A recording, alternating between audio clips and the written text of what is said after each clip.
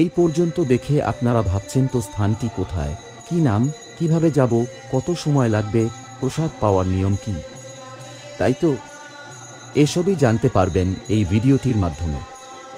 শুধুমাত্র ভিডিওটি না টেনে পুরোটা দেখতে থাকুন। ফুল ইনফরমেশন এখানেই পাবেন। চলুন শুরু করি। আমি আপনাদের এখন নিয়ে এসেছি হুগলির সবচেয়ে বড় এবং পশ্চিমবঙ্গের দ্বিতীয় বৃহত্তম মন্দির ব্রহ্মদত্ত ধামের মুখ্য প্রবেশদ্বারের সামনে। চলুন আপনাদের ভেতরে নিয়ে যাই আর দেখি কোথায় কোন দিকে কি কি আছে। মুখ্য ফটক দিয়ে প্রবেশ করার পর আপনারা এখন দেখছেন মেন মন্দির। এই মন্দিরের নিচের তলায় আছে শিব মন্দির, যা আমি আপনাদের একটু পরে দেখাবো। আর উপর তলায় আছে একই দেহে ব্রহ্মা বিষ্ণু মহেশ্বর এর মূর্তি, যা শ্বেতপাথর দিয়ে নির্মিত এবং এই মূর্তির ওজন প্রায় 350 কেজি। মেন মন্দিরে ঢোকার গেটের দুধারে দুটি ছোট মন্দির আছে, যার মধ্যে বাম দিকেরটিতে গণেশ মন্দির এবং ডান দিকে কপিল মুনির মন্দির আছে। এই ব্রহ্মা মন্দিরের যে মেন অংশ, তাতে প্রবেশ করতে হলে 22টি সিঁড়ি ভেঙে সেখানে উঠতে হবে।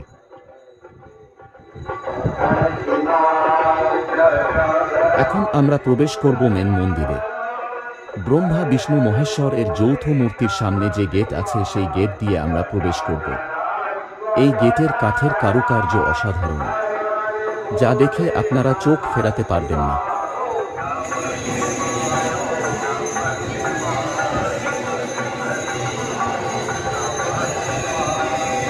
মন্দিরের গেট পেরোলেই দেখবেন এরকম একটি সুন্দর শান্ত স্নিগ্ধ পরিবেশ, যা আপনাকে মুগ্ধ করবেই। গেটের সামনে এখানে রয়েছে শ্বেত পাথরের একটি বড় কচ্ছপ এর মূর্তি। এখান থেকে একটু আগালেই মন্দিরের মেন দেবতা দেখতে পাবেন।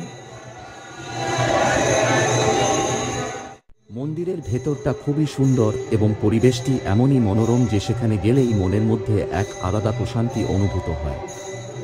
ভেতরটা এতটাই বড় যে একসাথে বহু মানুষ বসে প্রার্থনা করতে পারে। এই মন্দিরটি নির্মাণ করিয়েছেন মহারাষ্ট্রের পুনে নিবাসী সদ্গুরু নারায়ণ মহারাজ। নারায়ণ মহারাজের মূলমন্ত্র হল মানবতাকে জাগ্রত হওয়া। সেই উদ্দেশ্যেই গোটা ভারতবর্ষের 4 জায়গায় এরকম মন্দির নির্মাণ করার পরিকল্পনা করেন। 4 দত্তধামগুলির মধ্যে প্রথমটি মধ্যপ্রদেশে নির্মিত হয়েছে, যা শিব দত্ত ধাম নামে পরিচিত।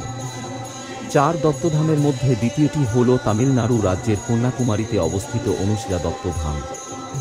আর 4 দত্তধামের 3 নম্বরটি হল আমাদের এই ব্রহ্মদত্ত ধাম। আর শেষ বা চতুর্থ ধাম হল অত্রি দত্ত ধাম, উত্তরাখণ্ড। চলুন এখন আমরা ঠাকুরের সামনে যাই।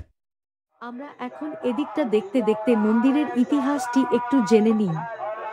এই মন্দিরটি নির্মাণ করিয়েছেন মহারাষ্ট্রের পুনে নিবাসী জনৈক সদ্গুরু নারায়ণ মহারাজ। মন্দিরটি প্রায় 15 বিঘা জমির উপর অবস্থিত। এটি জনগণের উদ্দেশ্যে খুলে দেয়া হয় 2018 সালে। আমরা মন্দির সম্বন্ধে আরও একটু পরে কিছু জানব, তবে এখন আমরা এদিকটা একটু দেখে নিই।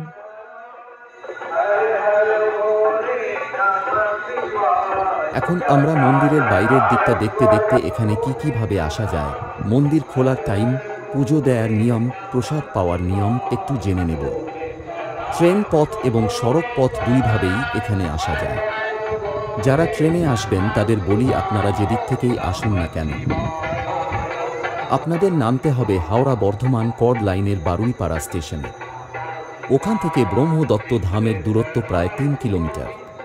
স্টেশন থেকে প্রচুর অটো, টোটো আছে। 10 থেকে 15 মিনিটের মধ্যেই আপনারা ব্রহ্মদত্ত ধামে পৌঁছে যাবেন। যারা বাই রোড আসবেন তাদের জন্য বলি, সিয়াখালা বাস স্ট্যান্ড থেকে মন্দিরের দূরত্ব প্রায় 5 কিমি, আর সিঙ্গুর থেকে প্রায় 8.5 কিমি। মন্দিরের পূজা, আরতি এবং ভোগ বিতরণের সময়সূচি এখন আপনাদের জানিয়ে দিই। বৃহস্পতিবার ছাড়া সপ্তাহের সব দিনেই আরতি হবে সকাল 8টা ও সন্ধ্যা 7টা। শুধুমাত্র বৃহস্পতিবার আরতি হবে 4 বার, যেমন সকাল 9টা, দুপুর 1:30টা, সন্ধ্যা 7টা এবং রাত্রি 10টা। যে কোনো দিন সকাল 8টা থেকে রাত্রি 8টার মধ্যে যে কোনো সময় ভক্তরা পুজো দিতে পারেন। শুধুমাত্র বৃহস্পতিবার দুপুর 2টো থেকে ভোগ বিতরণ করা হয়। এর জন্য কোনো টাকা পয়সা বা কোনো কুপন লাগে না।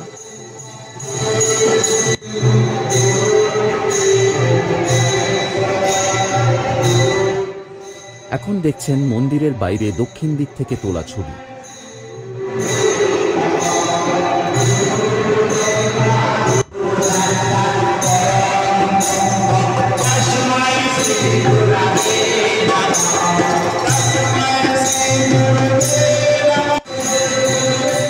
এখন আমি মন্দিরের পিছনের অর্থাৎ পশ্চিম দিকের ভিউ আপনাদের দেখাচ্ছি।